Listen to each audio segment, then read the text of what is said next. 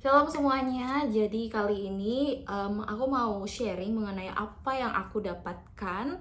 Dan ini ketika aku membangun hubungan dengan Tuhan ya.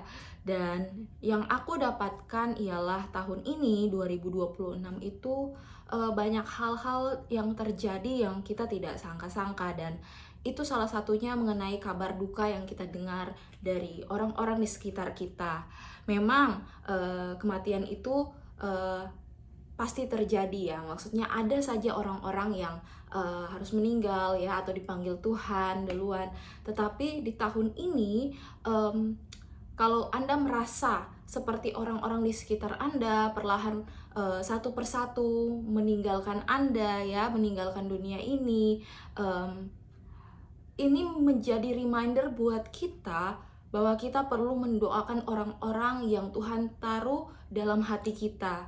Mungkin ada orang-orang di sekitar kita yang Tuhan ingatkan, atau orang-orang di sekitar kita yang Tuhan singkapkan bahwa orang ini perlu didoakan, orang ini perlu adanya pemulihan dalam diri mereka, orang ini perlu adanya pertobatan yang terjadi yang sungguh-sungguh, bukan hanya sekedar percaya Yesus sebagai Tuhan, tapi betul-betul mereka menjalani hidup yang betul-betul takut akan Tuhan.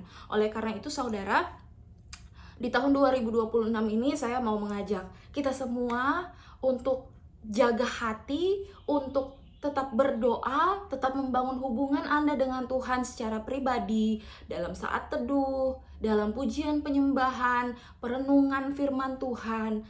Karena di tahun ini kita juga perlu menjaga hati kita, bukan hanya mendoakan orang lain atau orang di sekitar yang Tuhan taruh dalam hati kita, tapi Tuhan juga mau kita untuk menjaga hati kita. Amsal pasal 4 ayat 23 berkata, "Jagalah hatimu dengan segala kewaspadaan, karena dari situlah terpancar kehidupan." Hati-hati ketika Anda mengalami momen yang membuat Anda bisa jadi shock atau membuat Anda tidak menduga ya, tidak menyangka gitu loh. Tidak disangka ternyata terjadi hal-hal demikian dan Anda mulai apa ya? Anda mulai goyah ya imannya. Hati-hati karena bisa jadi pencobaan datang di saat itu ya. Ketika Anda tidak waspada, ketika Anda lengah, maka bisa jadi iblis mencobai Anda. Jadi hati-hati, jaga hatimu dengan segala kewaspadaan. Kenapa saya ngomong seperti ini, berkata seperti ini? Karena saya mengalaminya juga baru-baru ini. Dan saat ini jujur saya masih dalam pergumulan, maksudnya masih sedang menghadapi juga, saya terus bawa dalam doa. Tapi saya percaya saudara, kita semua juga pernah mengalami, atau mungkin Anda sedang mengalaminya saat ini. Anda sedang dalam sedang dalam pergumulan ya, menghadapi suatu hal-hal atau hal-hal tertentu, Jadi kembali lagi, yuk kita kembali untuk menjaga hati kita. Caranya seperti apa? Anda berdoa, minta Tuhan tolong. Anda tetap berjalan meminta tuntunan Roh Kudus. Tetap bangun hubunganmu dengan Tuhan secara pribadi ya. Ketika Anda merasa Anda menyimpang, jangan menyimpang terus, tapi tarik diri Anda kembali mendekat pada Tuhan. Tarik diri Anda untuk tetap berdoa, untuk tetap bersaat teduh, memiliki waktu saat teduh seperti itu saudara ya. Saya mau sharing juga dari kitab Matius pasal 26 ayat 36 sampai 41, saya bacakan dulu. Judul perikopnya di Taman Getsemani. Maka sampailah Yesus bersama-sama murid-muridnya ke suatu tempat yang bernama Getsemani. Lalu ia berkata kepada murid-muridnya, "Duduklah di sini sementara aku pergi ke sana untuk berdoa." Dan ia membawa Petrus dan kedua anak Zebedius sertanya. Maka mulailah ia merasa sedih dan gentar. Lalu katanya kepada mereka, "Hatiku sangat sedih, seperti mau mati rasanya. Tinggallah di sini dan berjaga-jagalah dengan aku." Maka ia maju sedikit, lalu sujud dan berdoa, katanya, "Ya Bapakku, jikalau sekiranya mungkin biarlah cawan ini lalu daripadaku, tetapi janganlah seperti yang ku kehendaki, melainkan seperti yang kau kehendaki." Setelah itu, ia kembali kepada murid-muridnya itu dan mendapati mereka sedang tidur. Dan ia berkata kepada Petrus, "Tidakkah kamu sanggup berjaga-jaga 1 jam dengan aku?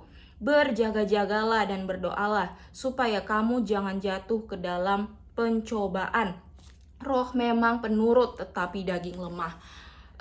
Kuncinya ada di ayat terakhir 41, ayat terakhir yang saya bacakan. Berjaga-jagalah dan berdoalah supaya kamu jangan jatuh ke dalam pencobaan. Roh memang penurut tetapi daging lemah. Jadi kita tidak bisa maju sendirian ya. Kita perlu tuntunan Tuhan. Oleh karena itu berdoa, dan kita juga perlu berjaga-jaga ya.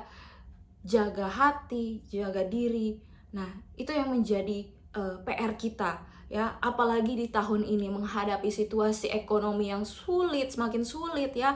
Belum lagi tekanan ya yang kita hadapi ya, mungkin dalam pekerjaan, atau mungkin Anda semakin disibukkan dengan kegiatan-kegiatan lainnya selain pekerjaan ya. Misalkan pelayanan, misalkan hal-hal lainnya, mengurus rumah tangga atau mengurus keluarga ya, dengan kondisi yang sebelumnya tidak disangka-sangka terjadi. Saudara, saya mau mendorong kita semua, kita tetap bangun hubungan yang dekat dengan Tuhan ya, karena ketika kita tetap membangun hubungan yang dekat dengan Tuhan, meskipun kita sedang mengalami pencobaan, atau meskipun kita arahnya kok menyimpang nih dari jalan kebenaran ya, tapi di situ Tuhan akan singkapkan, Tuhan akan remind ke kita, ingatkan ke kita, yuk kembali, yuk balik anakku ya, kembali untuk mengerjakan apa yang Tuhan sudah beri kepadamu. Jadi saudara, tetap semangat menjalani tahun 2026.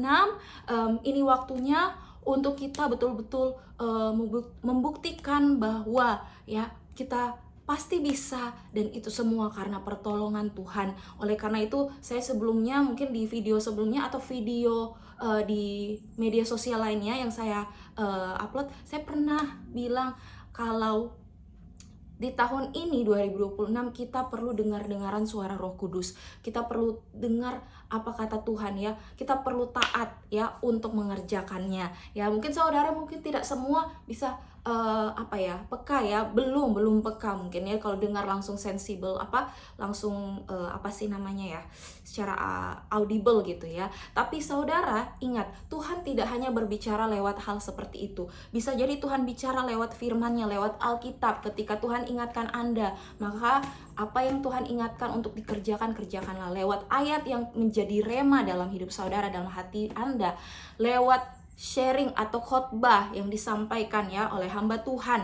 Ketika itu ngena di hati Anda merasa seperti kok tertampar ya secara tidak langsung. Nah, itu seperti pengingat bahwa Anda perlu kembali. Anda harus kembali lagi ke jalan yang benar, mengerjakan apa yang Tuhan beri, apa yang Tuhan perintahkan pada Anda untuk kerjakan, apa yang Tuhan taruh dalam hati Anda yang menjadi kerinduan Tuhan untuk Anda lakukan.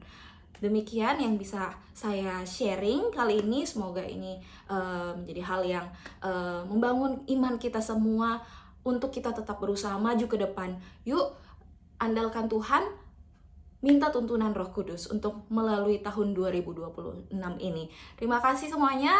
Thank you sudah menonton video ini. Tuhan Yesus memberkati dan tetap semangat.